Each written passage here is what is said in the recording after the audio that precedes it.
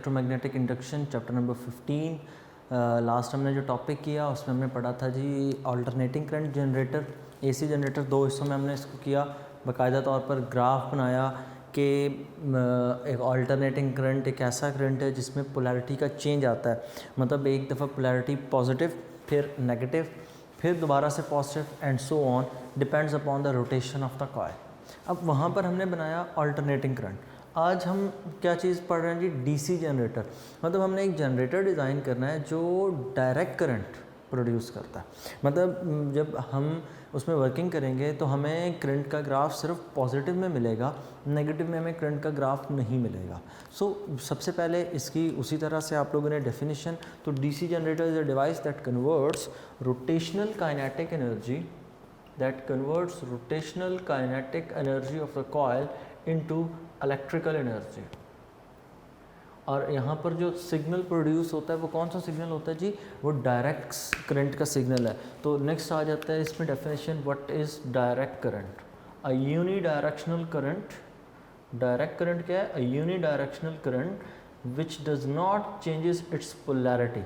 एक ऐसा करंट जो सिर्फ एक ही डायरेक्शन में फ़्लो करता है और अपनी पोलैरिटी को चेंज नहीं करता।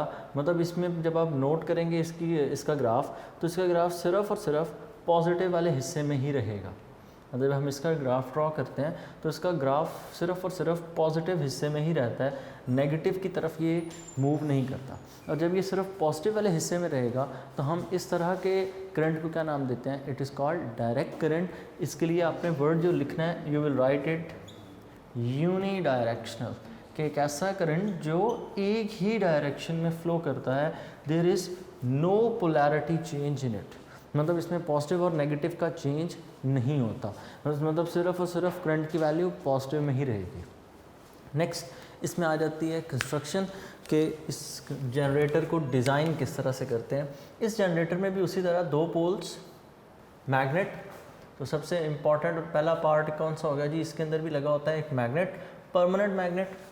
और परमानेंट मैग्नेट यहाँ पर जो हम यूज़ करते हैं ये यू शेप्ड ही होता है, ठीक है, जिसको हम लोग हॉर्स शू मैग्नेट का नाम देते हैं। इन दोनों टर्मिनल पोल्स के दरमियान में, मैग्नेट के पोल्स के दरमियान में एक कॉइल, एक तरफ कॉइल का नॉर्थ पोल के करीब, दूसरा एंड साउथ पोल के करीब, और इन दोनों के दरमियान में कॉइल ने करना है रोटेट। कॉइल को रोटेट करवाने के लिए हम कोई भी सोर्स यूज़ कर सकते हैं मैकेनिकल एनर्जी का। कॉइल को रोटेट करवाने के लिए हम यहाँ पर ऊपर वो अटैच कर देते हैं, इसको किसी भी सोर्स के साथ अटैच इसको किया जा सकता है। साथ इसके साथ दूसरे एंड पर यहाँ पर south pole, magnetic field lines north pole से ओरिजिनेट होंगी, साउथ पोल पर आकर एंड होंगी, और ये लाइंस बीच में इस कॉइल को कट करेंगी।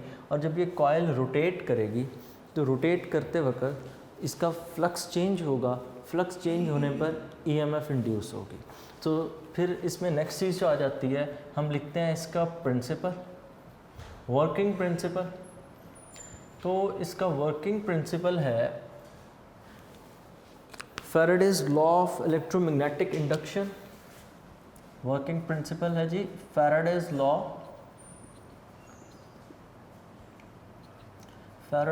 Of electromagnetic induction.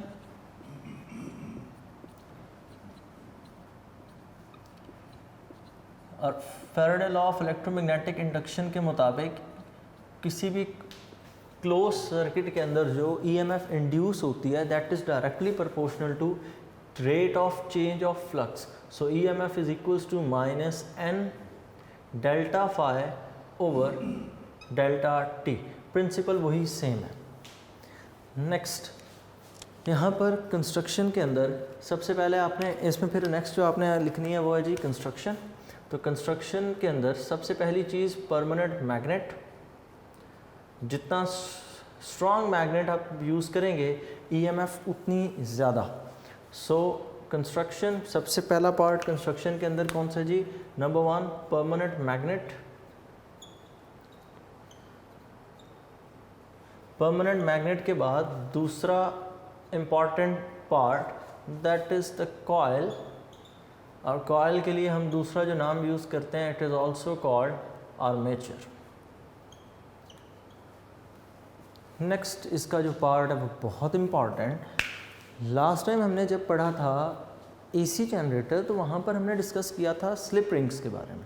Slip rings क्या थे, वो पूरे सर्कुलर शेप के थे और रिंग की फॉर्म में जब कॉयल उसके साथ रोटेट करती है तो वो मुसलसल कनेक्शन को स्टेबल रखते हैं। जब कॉयल आपके सामने फ्रंट साइड है तो आप पॉजिटिव बनाते हैं पीक, जब उसकी ऑपोजिट साइड आ जाती है तो हम उसके लिए नेगेटिव ड्रॉ करते थे। यहाँ पर क्या होगा, यहाँ पर हम साथ यूज़ करते हैं स्प्लिट रिंग्स। मतलब स्प्लिट रिंग क्या है, असल में स्लिप रिंग ही है। इस स्लिप रिंग को आपने दरमियान से कट कर देना है, इसको स्प्लिट कर देना है, डिवाइड कर देना है। जब आप इसको दरमियान से तोड़ देंगे तो तब इस सेट को हम लोग नाम क्या देते हैं, इसको हम नाम देते हैं these are called split rings. कि स्लिप रिंग्स को ही दरमियान से हाफ कर दिया जाता है, दो अलग अलग सी टाइप के रिंग्स बना लिए जाते हैं, हाफ रिंग्स, तो इनको नाम देते हैं स्प्लिट रिंग्स। सो यहाँ पर साथ अटैच होते हैं जी स्प्लिट रिंग्स। अब स्प्लिट रिंग्स का काम यहाँ पर क्या है, और वही प्रोडक्शन के ज़िम्मेदार हैं एसी सोर्स के, देखो सॉरी डीसी सोर्स के। ये जो डायरेक्ट करंट प्रोड्यूस हो रहा है तो डायरेक्ट करंट का जो सोर्स है वो असल में कौन है, that is the split rings. ये वही दोनों स्प्लिट रिंग्स हैं, एक लेफ़्ट साइड पर एक राइट साइड पर आपने लगा दिया। अब इस स्प्लिट रिंग को समझें, ये यूँ है स्प्लिट रिंग कि इसका कनेक्शन यहाँ से कट है, इस साइड से भी यहाँ से कनेक्शन कट है। कॉयल एक तरफ से यहाँ पर अटैच होगी, दूसरी तरफ से कॉयल यहाँ पर अटैच होगी। If I try to do it, ये यूँ आप समझ लें कि यूँ रिंग ऊपर कनेक्ट होता है कॉयल के साथ, कि जब कॉयल रोटेट करेगी तो ये पोर्शन जब यहाँ पर आ जाएगा वायर का तो इस वक्त कनेक्शन कट हो जाएगा। कनेक्शन के कट होने से क्या होगा, कनेक्शन के कट होने से करंट की जो सप्लाई है वो रुक जाएगी, क्योंकि जो उस दौरान ईएमएफ इंड्यूस तो नहीं होगी, क्योंकि अब कॉयल क्लोज नहीं ओपन होगी। क्लोज होगा सर्किट तो करंट इंड्यूस होगा। सर्किट क्लोज होने का मतलब सर्किट कंप्लीट होना। तो जब सर्किट ओपन हो गया तो ईएमएफ इंड्यूस नहीं होगी। ईएमएफ इंड्यूस होने के लिए कंडीशन ये है the circuit must be close. तो यहाँ पर जब दरमियान में ये वायर रोटेट कर जाएगी तो रोटेट कर कर वो किसी सूरत ईएमएफ उस सिस्टम में इंड्यूस नहीं होगी। इसके साथ इन्हीं स्प्लिट रिंग्स के साथ दो और हमने इधर भी उसी तरह लगा रखे हैं कार्बन ब्रशेस। कार्बन ब्रशेस का यहाँ पर भी वही फंक्शन है कि they avoid sparking as the wire will slide along the split ring, they will avoid sparking, कि वो स्पार्किंग को रोकते हैं। और यहाँ से आगे हम सर्किट को कंप्लीट करते हैं और साथ इसके साथ अटैच कर दिया जाता है कोई भी लोड डिवाइस। कोई भी डिवाइस आप यहाँ पर अटैच कर देते हैं और ये डिवाइस एक्ट करती है एज ए लोड। ठीक है, आपको बल्ब अटैच करते हैं वट एवर यू वांट, तो यहाँ पर कोई भी आप डिवाइस लगा सकते हैं। तो अब सीखते हैं इस फिनोमेनन को, और उससे पहले ज़रा कंस्ट्रक्शन में इसको कंप्लीट कर दें कि कंस्ट्रक्शन के अंदर नेक्स्ट पार्ट आ गया स्प्लिट रिंग्स। स्प्लिट रिंग्स और स्प्लिट रिंग के साथ अटैच होते हैं कार्बन ब्रशेस, जो रेड कलर में मैंने बनाए। कार्बन ब्रशेस का काम क्या है, दे अवॉइड स्पार्किंग। और ये जो पूरा पोर्शन है ना स्प्लिट रिंग और कार्बन ब्रशेस का, इन दोनों को मिलाकर हम लोग नया नाम देते हैं। इन दोनों को मिलाकर हम कहते हैं कम्यूटेटर। इन दोनों को मिलाकर हम क्या नाम देते हैं, इन दोनों को मिलाकर हम कहते हैं this is the part commutator. और कम्यूटेटर क्या काम करता है, it changes the direction of the current. ठीक है, कि कम्यूटेटर करंट की डायरेक्शन को चेंज करता है। कुछ बुक्स में लिखा जाता है कि डायरेक्शन को चेंज करता है, कुछ बुक्स में लिखा जाता है डायरेक्शन को सेम रखता है। मैं दोनों चीज़ें आपके लिए एक्सप्लेन कर दूंगा क्योंकि दोनों बातों का मतलब सेम ही है।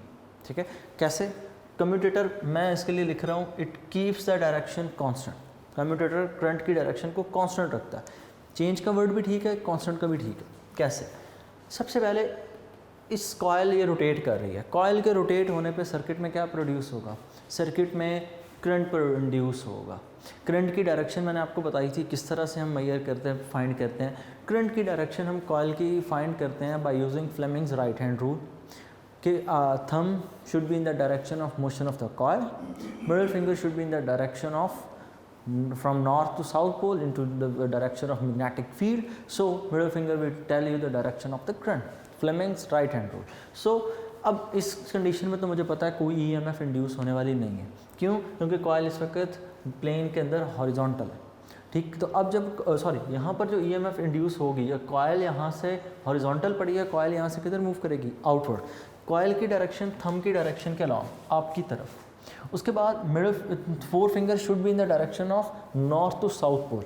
तो ये जो साइड ए बी है, इस साइड को मैं नाम दे देता हूँ, this is side A B. यहाँ पर करंट की डायरेक्शन किस तरह मिलेगी? मैग्नेटिक फील्ड अपनी डायरेक्शन में, 4 finger, thumb direction of velocity of the coil, velocity इसकी आउटवर्ड आपकी तरफ, क्योंकि कॉइल रोटेट कर रही है। और करंट की डायरेक्शन फिर किधर आएगी? फ्लेमिंग राइट हैंड रूल से अपवर्ड। सो यहाँ पर जो करंट फ्लो कर रहा है, यहाँ पर करंट फ्लो कर रहा है अपवर्ड। अब ए बी साइड अगर घूम के दूसरी तरफ चली जाए तो क्या होगा? ऑब्वियसली दूसरी साइड पर जब आप करंट की डायरेक्शन निकालेंगे, यहाँ पर आपको करंट की डायरेक्शन किधर मिल रही होगी? डाउनवर्ड। ये साइड है सी, ये साइड है डी। अब मैं अपने याददाश्त के लिए लिख लेता हूँ कि ए बी साइड पे करंट मूव कर रहा था अपवर्ड, सी डी साइड पे करंट मूव कर रहा था डाउनवर्ड। आप यहाँ पर भी फ्लेमिंग लेफ्ट हैंड रूल लगा लें। यहाँ से जब कॉइल ने यूँ रोटेट करना है तो ये पोर्शन इनवर्ड मूव करेगा, वेलोसिटी इनवर्ड, थंब इनवर्ड हो जाएगा, मैग्नेटिक फील्ड नॉर्थ से साउथ, और करंट की डायरेक्शन किधर आएगी? डाउनवर्ड। तो यहाँ पर आपको करंट की डायरेक्शन किधर मिल गई? डाउनवर्ड। मैं इस को नाम दे देता हूँ, लेट से ये जो सेपरेट रिंग का पार्ट है इसको मैं नाम दे देता हूँ, लेट इट इज़ ए, और ये जो दूसरी साइड है इसको मैं नाम दे देता हूँ ए डैश। ए के ऊपर अभी करंट किधर मूव कर रहा है? यहाँ से अपवर्ड कर रहा है, और वहाँ से इसकी तरफ फ्लो कर रहा है। अब कॉइल रोटेट करके उधर चली गई। कॉइल जब रोटेट करके दरमियान में आएगी ना, तो आपको पता है दरमियान में कनेक्शन टूट जाना है। एक लम्हे के लिए जब कनेक्शन कट होगा तो टोटल ईएमएफ कितनी इंड्यूस हो रही होगी? 0। क्यों? क्योंकि सर्किट क्लोज नहीं रहा, नाउ सर्किट इज़ ओपन। और अगर सर्किट ओपन है तो आपके लिए करंट की वैल्यू 0 हो जाएगी। मतलब आपको जो अभी करंट मिल रहा है ना, आप उसके लिए ग्राफ यूँ ड्रॉ कर लें कि आपको ये करंट की पीक मिली, उसके बाद बीच में कनेक्शन है 0 होना है, तो थोड़ी देर के लिए आपको बीच में करंट नहीं मिलेगा, जिस दौरान कॉइल यहाँ से पास कर रही है। मतलब यूँ स्प्लिट रिंग है ना, तो ये स्लाइड होती अभी आ रही है, ईएमएफ आपको मिलती रहेगी। जैसे ही कनेक्शन कट होगा, जब तक आगे दोबारा से कनेक्शन स्टेबल ना हो जाए, ईएमएफ 0 रहेगी। तो इसलिए मैंने बीच में कुछ पोर्शन खाली बनाया, फ्लक्चुएशन होगी, मतलब ईएमएफ प्रोड्यूस हुई फिर रुक गई। अब जब दोबारा कनेक्शन सेट होना है तो क्या होना है? ये वाली साइड इसके साथ कनेक्ट हो जाएगी, ये साइड सी डी इधर आ चुकी है। कॉइल ने रोटेट करना है ना, पहले ये कॉइल यूँ पड़ी है, ए बी सी और डी। अब कॉइल ने जब रोटेट करके यहाँ आना है तो दरमियान में कनेक्शन कट हो जाना है, फिर आगे कनेक्शन स्टेबल हुआ, अब यूँ, तो यहाँ पर आ चुका होगा सी, यहाँ पर आ चुका होगा डी, यहाँ पर आ चुका होगा ए, और इधर पॉइंट होगा बी। तो ए बी सी डी एक दूसरे के साथ स्विच कर जाएंगे। सो होगा क्या? होगा यूँ कि यहाँ आ चुका होगा A after half rotation, B, और ये पॉइंट सी, और ये पॉइंट कौन सा होगा हमारे पास? डी। ना अब यहाँ पर एक दफ़ा फिर करंट की डायरेक्शन बनाएं, उसी तरह से करंट की direction right hand rule use करें। यहाँ पर करंट आपको अपवर्ड ही मिलेगा, यहाँ पर आपको करंट किस तरह मिलेगा? डाउनवर्ड।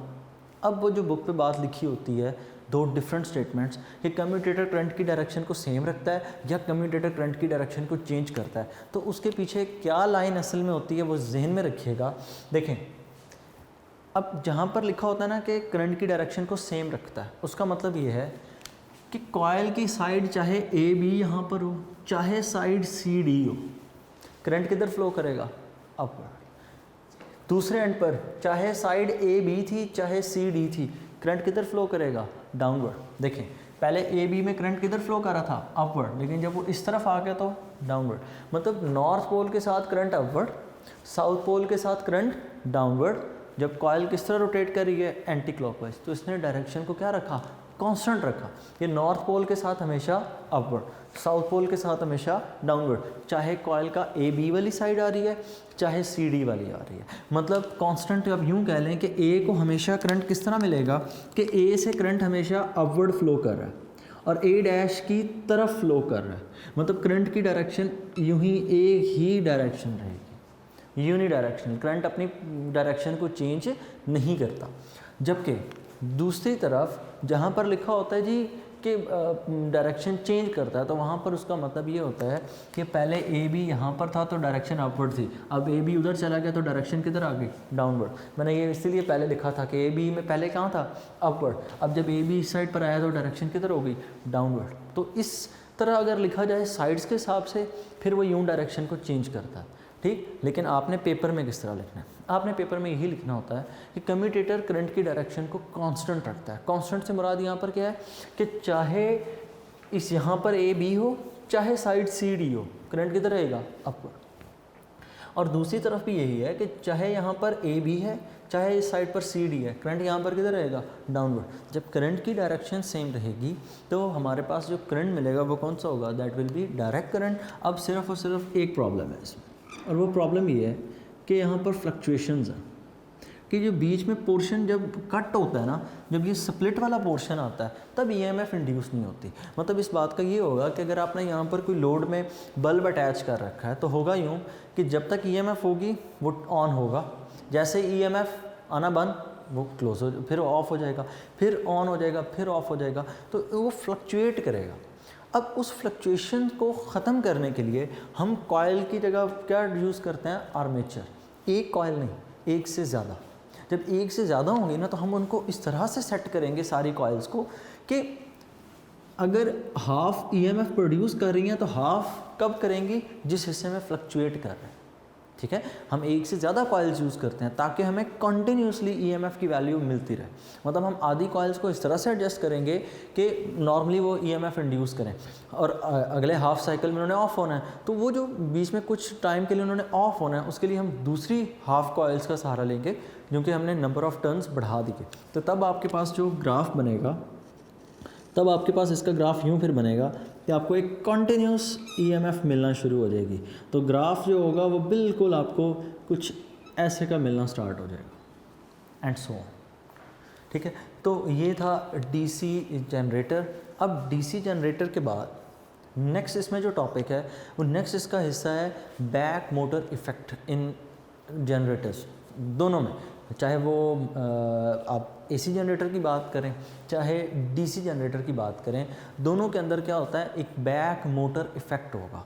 वो बैक मोटर इफ़ेक्ट क्यों होगा, वो बैक मोटर इफ़ेक्ट इस माइनस साइन की वजह से होता है, ठीक है। इसी तरह जब हमने कल पढ़ा था ऑल्टरनेटिंग करंट जनरेटर, तो लास्ट ऑल्टरनेटिंग करंट जनरेटर के अंदर भी हमने यही पढ़ा था minus VBL sine of angle theta.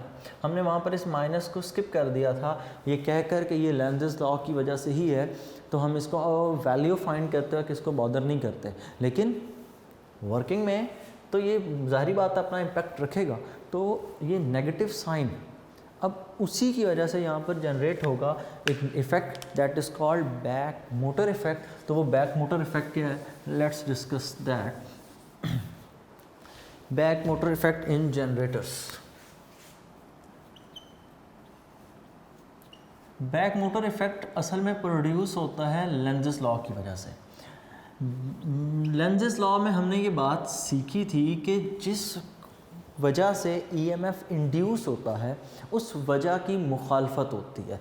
मतलब अगर मैं उसको लिखूं back EMF back motor effect in generator, तो अगर मैं उस चीज़ को लिखूं तो मैं यूं कह सकता हूं कि cause is always opposed, cause is always opposed, कि जिस वजह से ईएमएफ प्रोड्यूस हो रही है उस वजह की मुखालफत होगी, ठीक है। अब यहाँ पर अगर मैं देखूँ तो ईएमएफ इंड्यूस होने का रीज़न क्या है, ईएमएफ इंड्यूस होने का रीज़न एक ही है, कॉयल का रोटेट करना। अगर वो रोटेशन वाली मैं डायग्राम ड्रॉ करूँ तो वो एरो कुछ यूँ बना होगा। मतलब अगर इस एरो को मैं प्रॉपर एक्सप्लेन करूँ तो this direction is anti clockwise, कि ये जो कॉयल है ये इस कॉयल का एंटी क्लॉकवाइज डायरेक्शन में रोटेट करना ईएमएफ का कॉज है ना। ये कॉयल के अंदर जो करंट प्रोड्यूस होगा वो किस तरह से बिहेव करेगा, वो इस तरह से बिहेव करेगा कि वो कॉयल को कोशिश करेगा क्लॉकवाइज घुमाने की, अब क्लॉकवाइज घुमाने की जब कोशिश करेगा तो ऑपोजिट डायरेक्शन में करंट प्रोड्यूस करवाएगा ताकि अपोज हो सके। मैंने बताया कि जब आप लोगों ने लेंज़ेस लॉ पढ़ा तो उसमें मैंने बताया था कि अगर यहाँ पर ये आपके पास मैग्नेट का नॉर्थ पोल है, ये मैग्नेट का साउथ पोल है, सामने आपने एक सॉलिनॉइड कॉइल रखा हुआ है, तो नॉर्थ से निकलने वाली लाइंस उसको इफ़ेक्ट करेंगी और वो जो कॉइल है उसको क्लोज कंसिडर करें। तो ये जो हमारे पास कॉइल है दैट इज़ क्लोज्ड, ये क्लोज सर्किट होगा तो ईएमएफ इंड्यूस होगी, वरना ईएमएफ इंड्यूस नहीं होती। ओपन सर्किट के अंदर ईएमएफ इंड्यूस नहीं होती, हमेशा क्लोज में होती है। मैं नॉर्थ को इधर मूव करवा रहा हूँ तो ये कॉइल अपने यहाँ पर क्या जनरेट करेगी, नॉर्थ, यहाँ पर क्या जनरेट करेगी, साउथ। क्यों? क्योंकि इस कॉइल के अंदर ईएमएफ इंड्यूस होने की वजह क्या है, नॉर्थ पोल का करीब आना। तो ये कॉइल क्या करेगी, अपने अंदर जो इंड्यूस करंट है उसकी डायरेक्शन इस तरह से रखेगी कि नॉर्थ पोल सामने बने। नॉर्थ को क्या करेगा, रिपेल, मतलब कॉज क्या थी, कॉज था नॉर्थ का करीब आना, ये नॉर्थ सामने जनरेट करके उस कॉज को सप्रेस करेगा, उसको रोकेगा कि ईएमएफ इंड्यूस ना हो। कॉज की हमेशा मुखालफत होती है, कॉज इज़ ऑलवेज अपोज। तो इसी तरह यहाँ पर कॉज क्या है, इस कॉइल का क्लॉकवाइज एंटी क्लॉकवाइज मूव करना। तो यहाँ पर होगा क्या कि एक फोर्स एक्ट करेगी, और फोर्स किस तरह से एक्ट करेगी, फोर्स एंटी क्लॉकवाइज एक्ट करना, क्लॉकवाइज एक्ट करना शुरू कर देगी। अब उस फोर्स की अगर हमने डायरेक्शन निकालनी हो, now we will use Fleming's left hand rule. Fleming left hand rule के मुताबिक आप अपनी तीनों फिंगर्स लेफ्ट हैंड की इस तरह से स्ट्रेच करें कि middle finger in the direction of current, forefinger should be in the direction of magnetic field, then thumb will indicate the direction of force। अब अगर आप गौर से देखें, मैं कॉइल के अगर एक्चुअल असल में जो रोटेशन है वो ड्रॉ करूं तो असल में रोटेशन यहाँ पर क्या है, आपकी तरफ है। आप वो ऊपर एरो को देखें, यहाँ से कॉइल आपकी तरफ आ रही है। If I could be able to explain this, ये यूँ है बात कि यहाँ से ये कॉइल का पोर्शन आपकी तरफ आ रहा है, जबकि ये वाला पोर्शन किधर जा रहा है, इनवर्ड, यूँ कॉइल रोटेट कर रही है। तो इधर मैंने डॉट लगा दिया, it is coming towards you. जबकि दूसरे एंड पर यहाँ पर हम लगा देते हैं क्रॉस कि यहाँ से कॉइल मूव कर रही है आपसे अवे। लेकिन बैक ईएमएफ इफेक्ट की फोर्स देखें ज़रा कहाँ पर लगेगी। बैक ईएमएफ इफेक्ट के लिए आपने यूज़ करना है फ्लेमिंग्स लेफ्ट हैंड रूल। मैं उसके नीचे लिख देता हूँ कि यहाँ पर आपने Fleming's left hand rule use करना है, लेफ्ट हैंड रूल। और फ्लेमिंग लेफ्ट हैंड रूल के अंदर आपने तीनों fingers, thumb will be in the direction of force, it will be automatically in that direction। आपको कोई ज़रूरत नहीं है इसको ऐसा उसकी डायरेक्शन में पहले से रखने की। आपने सिर्फ और सिर्फ अपनी दो फिंगर्स को, फोर फिंगर और मिडिल फिंगर को स्ट्रेच करना है। Four finger should be in the direction of, four finger should be in the direction of magnetic field B, and the middle finger should be in the direction of, middle finger should be in the direction of all, or in the direction of current। तो current की direction किधर है, upward. Middle finger should be in the direction of current, middle finger की direction upward. उसके बाद magnetic field lines कहाँ से कहाँ ट्रैवल करती हैं, magnetic field lines move from north to south. अगर मैग्नेटिक फील्ड लाइंस नॉर्थ से साउथ मूव करती हैं तो थंब की डायरेक्शन, आपकी फोर फिंगर की डायरेक्शन इस तरफ। So four fingers should be in the direction of magnetic field, middle finger should be in the direction of current, then thumb will be in the direction of force। तो thumb की direction कहाँ आ रही है, into the plane। Actual में coil किधर आ रही थी, outside, उसकी ऑपोजिशन हो गई दूसरे एंड पर। देखें यहाँ से कॉइल हम जब घुमा रहे थे तो किधर जा रही थी, into the plane। अब जब ये कॉइल into the plane जा रही है तो यहाँ पर Fleming's left hand rule apply करते हैं। करंट की डायरेक्शन यहाँ पर किधर है, डाउनवर्ड। मैग्नेटिक फील्ड की डायरेक्शन नॉर्थ से साउथ। अब फोर फिंगर देखें, सबसे पहले मैग्नेटिक फील्ड नॉर्थ से साउथ, उसके बाद करंट की डायरेक्शन डाउनवर्ड। तो फोर्स किधर आ रही है, आउटसाइड। कॉइल असल में कहाँ पर जा रही थी, इनटू द प्लेन। अब आप उसके ओपोजिट कर रहे हैं। जब आप ओपोजिट कर रहे हैं तो इस इफेक्ट को क्या नाम देते हैं, this is called back motor effect. ठीक है, कि बैक मोटर इफेक्ट के इस तरह से फोर्सेस एक्ट करेंगी कि वो कॉइल को रोकने की कोशिश करेंगी, ओपोजिट साइड में फोर्स लगेगी। वजह क्या है, यहाँ पर कॉज ये है कि कॉज है ईएमएफ प्रोड्यूस होने का anti clockwise rotation of the coil, anti clockwise rotation of the coil, ये है cause, anti clockwise rotation of coil, ये है ईएमएफ का कॉज। और ओपोजिशन क्या है कि जो एक्सटर्नल फोर्स एक्ट कर रही है, और वो फोर्स एक्ट क्यों करती है, तो वो फोर्स एक्ट इसलिए करती है क्योंकि यहाँ पर इस कंडक्टर में से करंट पास कर रहा है, and it is a current carrying conductor. कहाँ पर पड़ा है?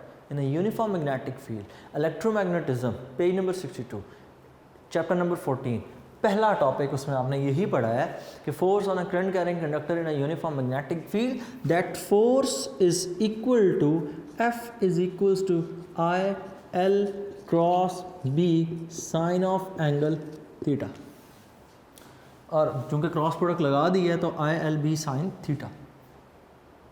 तो ये है वो फिनोमेनन जिसकी वजह से कॉइल ऑपोजिट डायरेक्शन में रोटेट करती है। तो इसको आप लिख दें, इसके लिए टॉपिक, इसके पीछे टॉपिक कौन सा इन्वॉल्व है?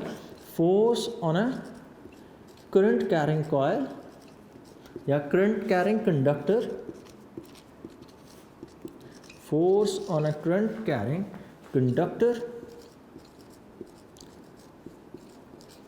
in a uniform magnetic field,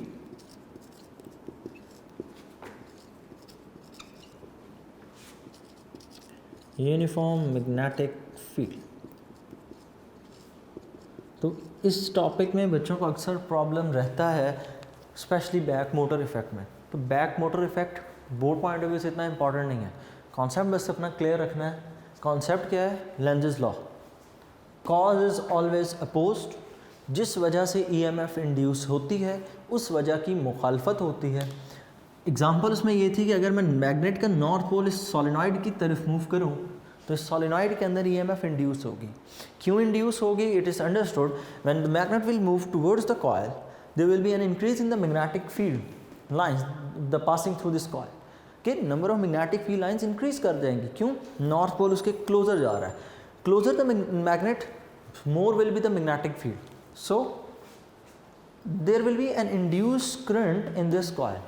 The direction of induced current will be in such a way that that current will oppose this cause, कि वो करंट इस वजह की मुखालफत करेगा। और यहाँ पर वजह क्या है? नॉर्थ पोल का क्लोजर होना।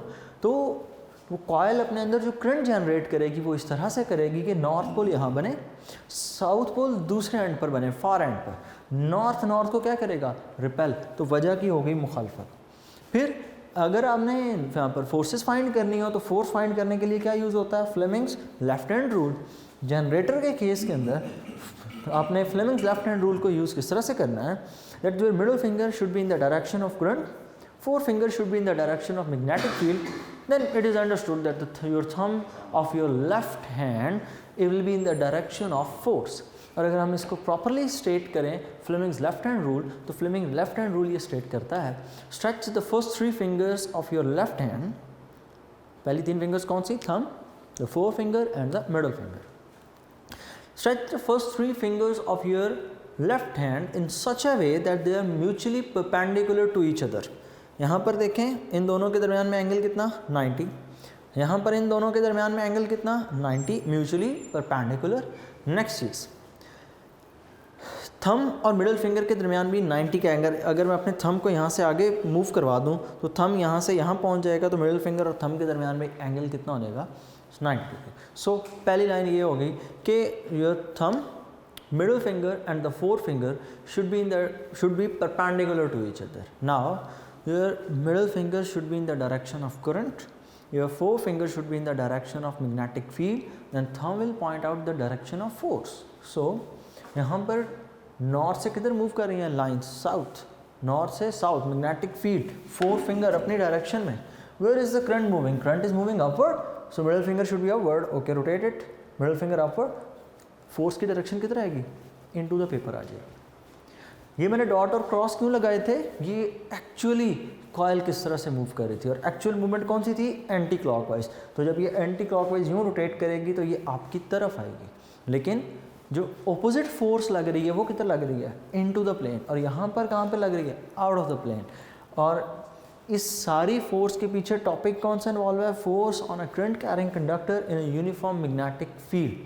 ठीक है, ये इस फोर्स की वैल्यू अगर आपने कैलकुलेट करनी हो तो अब जैसे जैसे जनरेटर रोटेट कॉइल वर्क करती रहेगी वैसे वैसे वो ईएमएफ तो प्रोड्यूस करता जा रहा है, लेकिन वैसे वैसे बैक मोटर इफेक्ट भी इंक्रीज़ करता जाएगा।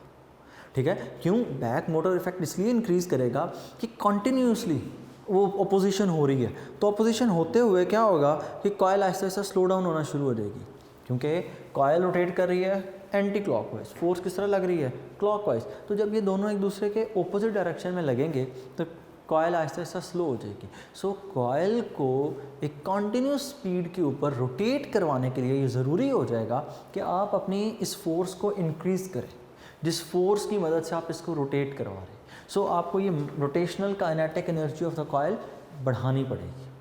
तो बढ़ाएंगे तभी एक कांस्टेंट स्पीड के साथ आप उसको रोटेट करवा पाएंगे। अब सवाल ये पैदा होता है, why the constant speed is necessary. Constant speed क्यों ज़रूरी है? कांस्टेंट स्पीड इसलिए ज़रूरी है कि अगर आपकी वेलोसिटी कम हो गई ईएमएफ कम हो जाएगी, बिकॉज ईएमएफ कुछ फैक्टर्स पे डिपेंड करती है। The amount of EMF is directly proportional to velocity of the coil, कि जितनी ज़्यादा कॉइल की वेलोसिटी होगी ईएमएफ उतनी ज़्यादा होगी।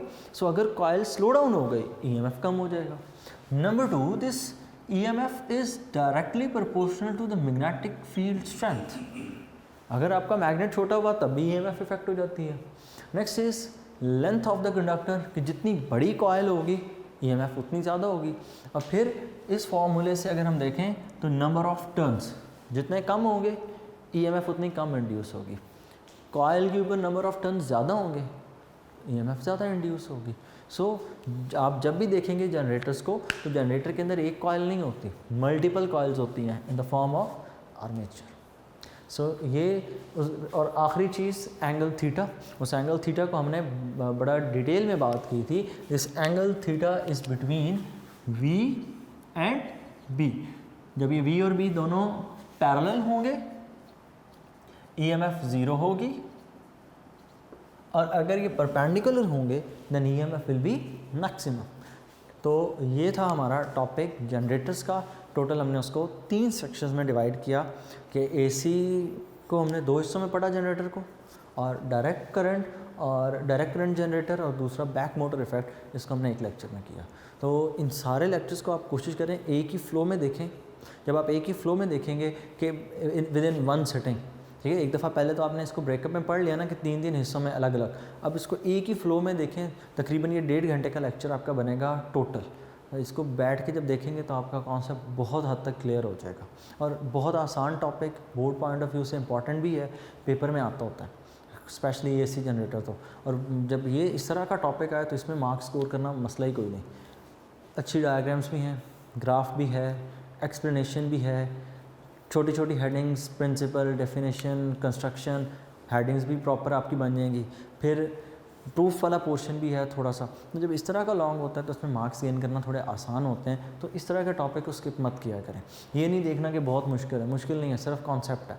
कॉन्सेप्ट क्लियर हो, टॉपिक को लिखना मसला ही कोई नहीं। यहाँ पर कॉन्सेप्ट थोड़ा सा ख़राब हुआ, और ये मसला है थोड़ा सा इलेक्ट्रोमैग्नेटिक इंडक्शन के जो चैप्टर्स हैं ना, इसमें एक मसला होता है कि अगर आप प्रीवियस कोई एक लेक्चर ही मिस कर देते हैं, सपोज़ आपने ये फैराडे लॉ मिस किया, आगे कुछ समझ नहीं आती, आप लेंज़ेस लॉ को स्किप कर दें, डायरेक्शंस कभी नहीं समझ आने वाली करंट की, तो कोई एक लेक्चर भी स्किप हो जाए तो आगे समझना मुश्किल हो जाता है। इसलिए कोशिश किया करें कि लेक्चर डेली का डेली नोट किया करें, याद भी किया करें, और कोशिश किया करें कि कॉन्सेप्चुअली चलें। अल्लाह हाफ़िज़।